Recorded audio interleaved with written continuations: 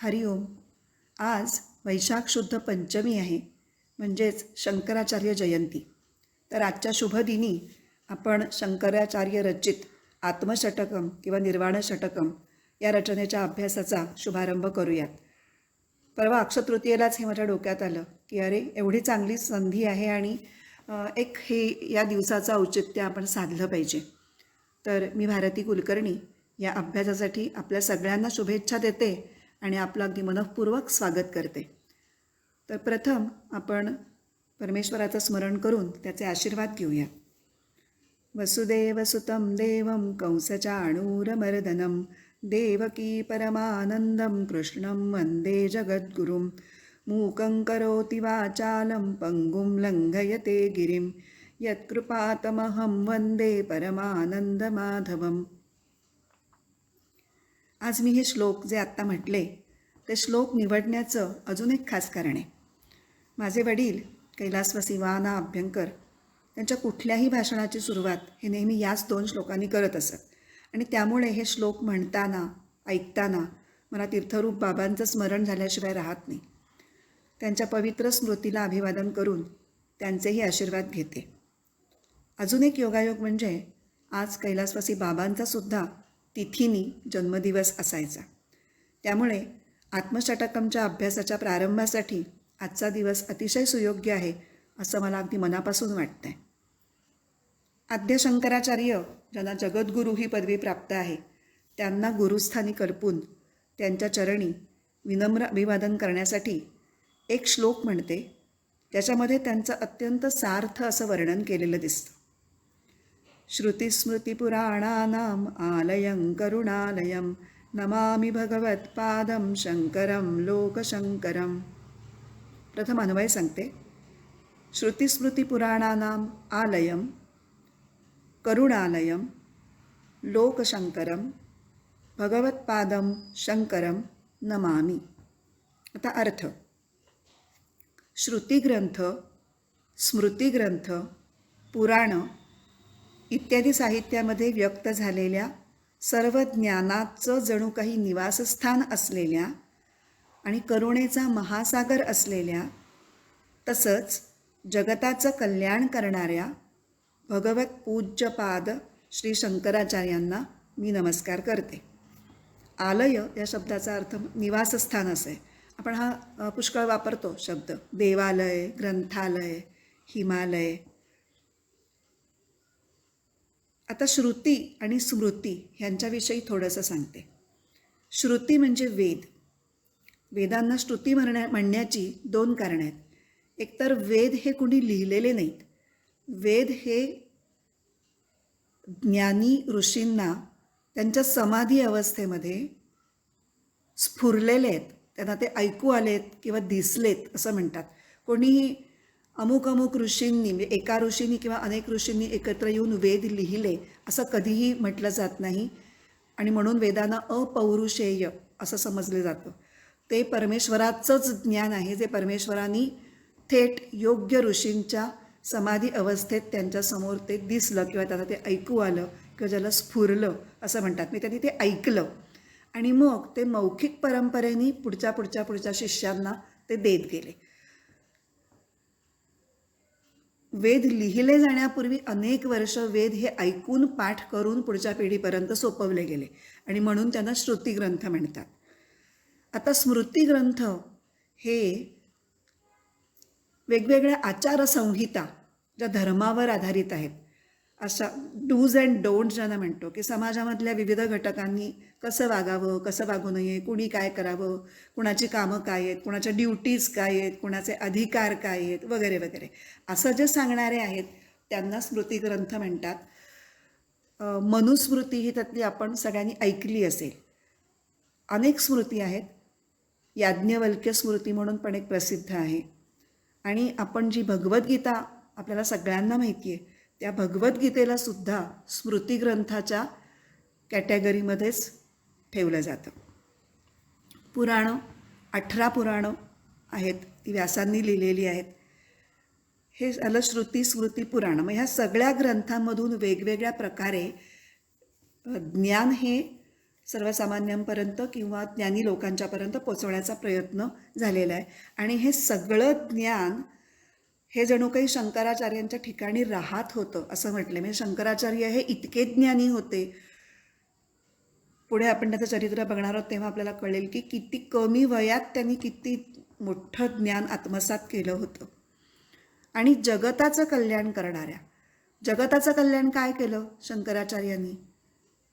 तर शंकराचार्यांच्या काळामध्ये हिंदू धर्म खूप मोडकळीला आलेला होता आणि त्या मोडकळीला आलेल्या धर्माचं पुनरुज्जीवन करण्याचं मोठं कार्य करून शंकराचार्यांनी जणू काही समाजावर मोठे उपकारच केले, हिंदू समाजावरती विशेषतः. त्यामुळे आजपर्यंत आपला सनातन हिंदू धर्म टिकून आहे याचं बरंचसं श्रेय त्या काळामध्ये शंकराचार्यांनी तो धर्म टिकवून ठेवला, याचा प्रचार केला म्हणून. आणि म्हणून ते अत्यंत पूजनीय आहेत. आणि अशा पूजनीय शंकराचार्यांना आपण नमस्कार करून आपण या ग्रंथाच्या अभ्यासाला सुरुवात करतो आहे. तर आजच्या भागात आपण आद्य शंकराचार्यांचं चरित्र अगदी थोडक्यात बघूया. हे चरित्र सांगण्याचे 2 उद्देश आहेत. पहिला उद्देश असा आहे की आपण जो श्लोक म्हटला त्यातील आचार्यांसाठी वापरलेली जी विशेषणं आहेत, म्हणजे श्रुती स्मृती पुराणानाम आलयम, करुणालयम, लोकशंकरम, ही विशेषणं कशी सार्थ आहेत ते आपल्याला त्या माध्यमातून कळेल. आणि दुसरा उद्देश असा आहे की ग्रंथाच्या आरंभी नेहमीच ग्रंथकाराविषयी थोडी माहिती जाणून घेण्याची एक पद्धत रूढ आहे. आणि या प्रथेमागचा हेतू अगदी साधा सरळ आहे, आणि तो म्हणजे ग्रंथकाराविषयी मनामध्ये आदरभाव जागृत व्हावा. कशासाठी हवा हा आदरभाव? जेव्हा ग्रंथकाराविषयी आदर मनात ठेवून आपण ग्रंथाचा अभ्यास करतो तेव्हा तो अधिक उपयुक्त, अधिक फलदायी होतो. कारण ग्रंथकाराचे जणू अदृश्य आशीर्वादच त्यानिमित्ताने आपण मागतो. तर भगवान शंकराचार्यांचा जन्म हा इसवी सनाच्या 8व्या शतकात केरळमध्ये कालडी या गावात झाला. त्यांच्या वडिलांचं नाव शिवभट्ट आणि आईचं नाव आर्यांबा. या दाम्पत्याला अनेक वर्ष संतान नव्हतं. मग शिवभट्ट यांनी भगवान शंकराची कठोर आराधना केली आणि मग त्या तपश्चर्येमुळे शंकर त्यांना प्रसन्न झाले आणि त्यांच्या वरामुळे शिवभट्टांना आणि आर्यांबा या दाम्पत्याला पुत्रप्राप्ती झाली. म्हणून या पुत्राचं नाव त्यांनी शंकरच ठेवलं. शंकराच्या कृपाप्रसादाने झालेला मूल म्हणून शंकर. लहानपणापासूनच शंकर अतिशय बुद्धिमान होता आणि सगळे लोकही त्याला शंकराचा अवतारच मानत असत. अवघ्या 2ऱ्या वर्षी त्यांचं भाषाज्ञान हे अत्यंत परिपक्व असं होतं. 5व्या वर्षी त्यांचं उपनयन झालं आणि पुढील 2च वर्षात त्यांनी संपूर्ण वेदविद्येमध्ये प्रावीण्य मिळवलं. हे इतके टप्पे आपल्यासाठी इतके आश्चर्यकारक आहेत की खरोखरच ते शंकराचा अवतार असल्याखेरीज त्यांना हे जमलं नसेल असं आपल्यालाही वाटतं. 8व्या वर्षीच ते संन्यास घेण्यासाठी अत्यंत उत्सुक झाले होते. पण मधल्या काळामध्ये त्यांच्या वडिलांचं निधन झालेलं होतं आणि आईला साहजिकच असं वाटत होतं की मुलांनी लग्न वगैरे करावं, आपल्याबरोबर राहावं. त्यामुळे ती काही त्यांना संन्यास घेण्याकरता परवानगी देत नव्हती. आणि शंकराचं सुद्धा आपल्या आईवरती खूप प्रेम होतं आणि त्यामुळे तोही आईला दुखवून संन्यास घेऊ इच्छित नव्हता. शिवाय घरच्यांची पूर्वपरवानगी असल्याशिवाय संन्यास घेता येत नाही असा एक नियम आहे. इकडे शंकर तर संन्यासासाठी तळमळत होता आणि आई तर काही परवानगी देत नव्हती. असेच काही दिवस गेले आणि एक दिवस एक आश्चर्यकारक घटना घडली. आई बरोबर शंकर हा नदीवर आंघोळीसाठी गेलेला होता. आंघोळ करता करता एकाएकी एका मगरीने शंकराचा पाय धरला. तेव्हा तो मोठ्याने ओरडायला लागला आणि मग आपल्या आईला आर्यांबेला उद्देशून म्हणाला की अगं आई, ही मगर काही माझा पाय सोडत नाही आहे. तू मला संन्यास दीक्षा घेण्याची परवानगी दिलीस ना तर कदाचित मी या मगरीच्या पाशातून मुक्त होईल. आता आई आधीच घाबरलेली होती. तिने चटकन अनुमती देऊन टाकली. आणि काय आश्चर्य, मगरीच्या तावडीतून शंकराची मुक्तताही झाली. आता शंकर आपल्याला सोडून जाणार म्हणून साहजिकच ती माऊली अतिशय कष्टी झाली. कारण त्या अत्यंत बिकट प्रसंगी तिने मागचा पुढचा काहीही विचार न करता मुलगा वाचावा एवढ्या सदहेतूनी पटकनी अनुमती देऊन टाकली होती. पण आता जेव्हा ही अनुमती मिळाल्यानंतर शंकर जेव्हा संन्यास दीक्षा घेण्यासाठी निघाला तेव्हा तिच्या हृदयात कालवाकालव झाली. पण शंकरनी आईची समजूत घातली की तू जेव्हा केव्हा कळवळून माझं स्मरण करशील तेव्हा मी लगेच तुझ्याकडे येईन. आणि खरंच हे आपलं वचन त्यांनी तंतोतंत पाळलं. पुढे मग आई आजारी झाली आणि मग तेव्हा आईला त्यांची खूप आठवण व्हायला लागली. तेव्हा त्यांना ते आंतरिक ओढीनीच जाणवलं आणि मग ते घरी परत आले, आईला भेटले. आईला खूप आनंद झाला आणि मुलाच्या दर्शनाने अत्यंत तृप्त होऊन तिने समाधानाने डोळे मिटले. एवढंच नाही तर आईच्या देहांतानंतर तिला वचन दिल्याप्रमाणे शंकराचार्यांनी स्वतः आईच्या पार्थिवाला अग्नी दिला. खरं तर संन्याशाला अग्नीचा अधिकार नसतो, म्हणून संन्याशी माणसाचं प्रेत हे कधीही जाळत नाहीत तर ते पुरतात. म्हणजे संन्यास दीक्षा घेतल्यापासून ते मृत्यूनंतरसुद्धा त्याला अग्नीचा अधिकार नसतो, म्हणून त्याला निरग्निही असा एक पण नाव आहे संन्याशाला. त्यांनी कशासाठीच अग्नी पेटवायचं नाही, त्यांनी कुठलीही यज्ञयागादी कर्म करायची नाहीत, स्वयंपाक करण्यासाठी पण अग्नी पेटवायचा नाही, म्हणून फक्त भिक्षेवर जगायचं. हे जे संन्यासाचे अत्यंत कडक नियम आहेत ते सर्व नियम आत्तापर्यंत शंकराचार्य पाळतच होते. पण आईला दिलेलं वचन हे त्या सगळ्या नियमांच्या वर त्यांनी ठेवलं आणि समाजाने त्यांना खूप त्रास दिला असं वागल्यामुळे. कारण त्यांचे संन्यास धर्माचे जे नियम आहेत ते मोडून आपल्या आईला अंत्यसंस्काराचा म्हणजे अंतिम अग्नी दिला. पण त्याचा त्यांनी काहीही विचार केला नाही. तो त्रास त्यांनी शांतपणे सहन केला आणि आईला दिलेलं आपलं वचन पाळलं. असो, तर आईची अनुमती मिळाल्यानंतर शंकर गुरुच्या शोधामध्ये उत्तरेकडे निघाला, उत्तर दिशेकडे.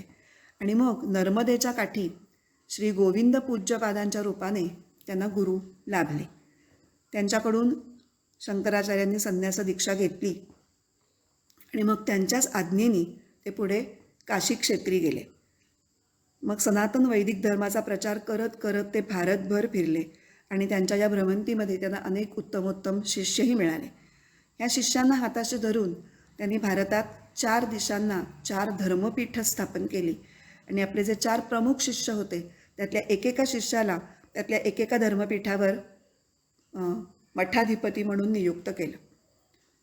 पूर्व दिशेला जगन्नाथपुरी येथं गोवर्धन पीठ नावाचं त्यांनी पीठ स्थापन केलं आणि तिथे तोटकाचार्य नावाच्या आपल्या शिष्याला नियुक्त केलं.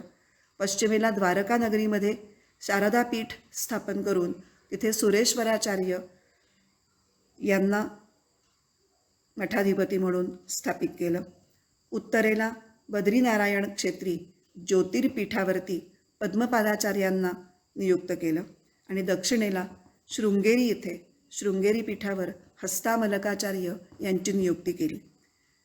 या धर्मपीठांच्या संस्थापनेमागे वैदिक धर्माचं पुनरुज्जीवन हाच एक त्यांचा मुख्य हेतू होता. काय होतं, शंकराचार्यांच्या काळात बौद्ध धर्माने फार उचल खाल्लेली होती आणि फार मोठ्या प्रमाणावर बौद्ध धर्माचा प्रसार होऊ लागला होता आणि त्यामुळे हिंदू धर्म, सनातन वैदिक धर्म हा मात्र उताराला लागला होता. त्यामुळे वैदिक धर्माचं रक्षण, संवर्धन, प्रसार हे त्यांच्या जीवनाचं मुख्य उद्दिष्ट त्यांनी ठरवलेलं होतं आणि याचसाठी शंकराचार्य भारतभर फिरले आणि वेदांत तत्त्वज्ञान लोकांपर्यंत पोचवण्यासाठी त्यांनी विपुल ग्रंथलेखनसुद्धा केलं. त्यांचं आयुष्य बघायला गेलं तर खरं फक्त 32 वर्षांचं होतं, पण एवढ्याच कालावधीत त्यांनी केलेलं भ्रमण, धर्मसंस्थापनेचं महान कार्य आणि त्यांनी रचलेली ग्रंथसंपदा जर पाहिली तर आपण खरोखर आश्चर्यचकित होतो. आणि नुसतीच ग्रंथसंपदा निर्माण केली असं नाही तर त्यांनी वेगवेगळ्या स्तरांवरच्या वेदांताच्या अभ्यासकांसाठी त्या स्तरांवर जाऊन लेखन केलं. म्हणजे अगदी प्रारंभिक साधकांसाठी त्यांनी तत्वबोध, आत्मबोध असे छोटे प्रकरण ग्रंथ लिहिले. प्रकरण ग्रंथ या शब्दाचा असा अर्थ आहे की शास्त्रामधल्या ज्या संकल्पना आहेत, म्हणजे वेद ह्यांना शास्त्र म्हणायचं, त्या वेदांमध्ये अनेक गोष्टी, अनेक संकल्पना येतात त्या संकल्पनाच फक्त स्पष्ट करणारे जे ग्रंथ असतात त्यांना प्रकरण ग्रंथ म्हणतात. म्हणजे शास्त्रांचा अभ्यास करण्यासाठी प्रकरण ग्रंथ हे मदतनीस म्हणून उपयोगाला येतात. तत्वबोध, आत्मबोध हे असे छोटेखानी ग्रंथ आहेत की ज्याच्यामध्ये अगदी लहान लहान डेफिनेशन्स, परिभाषा शंकराचार्यांनी समजावून सांगितलेल्या आहेत. मग अधिक प्रगत साधकांसाठी त्यांनी विवेक चूडामणीसारखे थोडे पुढच्या स्तरावरचे ग्रंथ लिहिले आणि अत्यंत प्रगल्भ साधकांसाठी त्यांनी गीतेवरचं भाष्य लिहिलं. 10 मुख्य उपनिषदं जी समजली जातात त्या 10 उपनिषदांच्या वर आणि व्यासांनी लिहिलेल्या ब्रह्मसूत्र ह्या 3 महान ग्रंथांवरती त्यांनी भाष्य लिहिली. ह्या तिघांना मिळून हिंदू धर्माची प्रस्थानत्रयी असं म्हणतात. भगवद्गीता, 10 उपनिषदं आणि ब्रह्मसूत्र ह्या तिघांना मिळून प्रस्थानत्रयी असं नाव आहे. प्रस्थान म्हणजे मोक्षाकडे ठेवलेलं प्रस्थान. आपण म्हणतो ना, मी इकडे तिकडे जाण्यासाठी प्रस्थान ठेवलं, म्हणजे मी निघालो, माझी वाटचाल सुरू केली. मोक्षाच्या वाटचालीमधले मदत करणारे हे 3 ग्रंथ आहेत. त्रयी म्हणजे 3 ग्रंथांचा ग्रुप किंवा समूह. तर ह्या प्रस्थानत्रयीवरती भाष्य लिहून त्यांनी प्रगल्भ साधकांच्यावरती मोठेच उपकार केलेले आहेत. एक एक शब्द, त्याची विविध इंटरप्रिटेशन्स त्यांनी इतके सुंदर उलगडून दाखवलेली आहेत की त्याच्यामुळे अभ्यास करणं वेदांताचा खूप साधकांसाठी आनंदाचं ठरतं आणि सुलभताही त्याच्यामध्ये पुष्कळ आलेली आहे. हे झालं साधकांसाठी किंवा अभ्यासकांसाठी. पण सामान्य जनांसाठी सुद्धा त्यांच्या मनात, हृदयात त्यांचं प्रेम होतं की ह्यांचंही कल्याण व्हायला पाहिजे. मग त्यांचं कल्याण करण्याकरता काय करावं? एवढं जड ज्ञान तर त्यांना झेपणार नाही. मग त्यांनी भक्तिरसपूर्ण अशी स्तोत्र रचली. आनंद लहरी, सौंदर्य लहरी, अन्नपूर्णा स्तोत्र ही त्याची काही उदाहरणं आहेत. खूप अनेक स्तोत्र लिहिलेली आहेत. मी आत्ता उदाहरणादाखल 1-2 फक्त स्तोत्रांचा उल्लेख केलेला आहे इथे. आता हे झाले प्रकार, पण त्यांनी लिहिलेल्या ग्रंथांचे आकारसुद्धा इतके वैविध्यपूर्ण आहेत. एवढा मोठा अद्वैत तत्त्वज्ञान सांगणारे ह्या प्रस्थानत्रयींचा आपण आता उल्लेख केला, तर ते स्वतःच म्हणतात की हो, वेदांताचं सार तर मी काय अर्ध्या श्लोकातही सांगू शकेन. श्लोकार्धेन प्रवक्ष्यामी. काय सांगितलं त्यांनी अर्ध्या श्लोकात? ब्रह्म सत्यम जगन्मिथ्या जीवो ब्रह्मैव नापरहा. ब्रह्म एवढंच फक्त सत्य आहे, बाकी सगळं दिसणारं जग हे मिथ्या आहे आणि जीव हा वास्तविक ब्रह्मच आहे, दुसरं तिसरं काही नाही. झालं वेदांताचं सार सांगून अर्ध्या श्लोकात. हे झालं अर्ध्या श्लोकाचं. मग त्यांनी एकश्लोकी वेदांत म्हणून एका श्लोकात वेदांत मांडलेला आहे. तसंच मग पुढे त्यांनी 5 श्लोकांच्या त्यांच्या काही रचना आहेत, त्याला पंचकम असं म्हणतात. त्यातली पटकन सांगता येण्यासारखी आणि प्रसिद्ध अशी मनीषा पंचकम आणि साधन पंचकम ही 2 मला आठवतात. साधन पंचकममध्ये 5 श्लोकांमध्ये 40 साधनेचे टप्पे किंवा मार्ग त्यांनी सांगितलेले आहेत. खरंच कमाल वाटते. मग 6 श्लोकांची रचना, त्याला म्हणायचं षटकम, जे आता आपण एक आत्मषटकम ही अशी 6 श्लोकांची रचना आपण शिकणार आहोत. तसंच षटपदी नावाचं पण एक सुंदर प्रार्थना त्यांनी लिहिलेली आहे. मग आलं अष्टकम, म्हणजे 8 श्लोकांची रचना. त्याचं उदाहरण म्हणून पांडुरंगाष्टकम मला सांगता येईल, बऱ्याच जणांनी ऐकलंही असेल ते. मग 10 श्लोकांची रचना दशश्लोकी, आणि असं करत करत 1000 श्लोकांची रचनाही त्यांनी केलेली आहे. त्याचं नाव आहे उपदेश साहस्त्री. केवढे वैविध्य आहे हे. त्यांची काय त्या ज्ञानावरती प्रभुत्व असेल ना, की अर्ध्या श्लोकात सांगायचं तर अर्ध्या श्लोकात सांगतो, एका श्लोकात सांगायचं एका श्लोकात सांगतो, आणि गरज पडली तर 1000 श्लोकसुद्धा मी त्याच्यावर लिहू शकतो. इतके ते, म्हणून म्हटलंय की श्रुतिस्मृती पुराणानाम आलयम, हे सगळं ज्ञान त्यांच्या ठिकाणी जणू काही मूर्तिमंत ते ज्ञानस्वरूपच होते. आणि त्यांच्या रचनेची वैशिष्ट्य सांगतात की प्रसन्न आणि गंभीर अशी 2 वैशिष्ट्य सांगितली जातात. प्रसन्न का? कारण साहित्यिक सौंदर्याने नटलेली असतात त्यांच्या रचना. त्यांची स्तोत्र ही अत्यंत पदलालित्य त्याच्यामध्ये इतकं सुंदर असतं की ते असं स्तोत्र ऐकत राहावं असं वाटतं किंवा म्हणत राहावं असं वाटतं. आपोआपच लोक त्याच्याकडे आकर्षित होतात. आणि गंभीर का, तर तत्त्वज्ञानाचीही तितकीच सखोलता ही त्यांच्या सगळ्या रचनांमधून दिसते. तर अशा विविध रचनांमधून अद्वैत वेदांताचा प्रसार आचार्यांनी केला. आचार्यांच्या प्रतिपादनाचं अजून एक खास वैशिष्ट्य सांगतात की मायावाद हा आचार्यांनी अस्तित्वात आणला. मायावादामुळे व्यावहारिक अनुभवाला येणारं जग हे सिद्ध होतं. कारण तर आपण आता मगाशी काय बघितलं, ब्रह्मसत्यम जगन मिथ्या. आता जे ब्रह्म सत्य आहे म्हणून सांगतात ते मुळी दिसतच नाही, ते अनुभवालाच येत नाही. आणि जे जग मिथ्या म्हणून सांगतात ते सारखंच अनुभवाला येतं, ते सतत दिसतं. मग सामान्य माणसाला, सामान्य अभ्यासकाला हा प्रश्न पडणारच ना की मी कसा काय विश्वास ठेवू बुवा याच्यावर. मग ह्या प्रश्नाला मायावाद समाधानकारक उत्तर देतो की माया ही परमेश्वराचीच शक्ती आहे आणि त्या मायेचे दोन भाग, एक आवरण शक्ती आणि एक विक्षेप शक्ती. आवरण शक्तीमुळे मुळात जे ब्रह्म आहे सत्य ते झाकलं जातं आणि विक्षेप शक्तीमुळे मुळात जे जग नाही ते दिसतं, अनुभवाला येतं. आपण काही आता उपदेशसाराच्या वेळेला बोललेलो, त्यामुळे आपल्याला ह्या गोष्टी अगदीच काही माहिती नाही आहेत असं नाही आहे. तर असा हा मायावाद शंकराचार्यांनी प्रस्थापित केला आणि अनेक प्रश्न सोडवले या अभ्यासात ते. तर अशा प्रकारे शंकराचार्यांनी वैदिक धर्म आणि वैदिक तत्त्वज्ञान अशा दोघांचंही पुनरुज्जीवन केलं आणि म्हणून त्यांना जगद्गुरू ही पदवी प्राप्त झाली. आता अद्वैत वेदांताचे प्रतिपादन करणारे शंकराचार्य एका बाजूला प्रखर ज्ञानी होते, निर्गुण निराकार ब्रह्माचं प्रतिपादन करणारे होते. पण आश्चर्य म्हणजे त्याच शंकराचार्यांनी भक्तिरसानं ओथंबलेली स्तोत्र रचून सगुण उपासनेला सुद्धा तितकाच पाठिंबा दिला. कारण मुळात ते अतिशय करुणामय होते.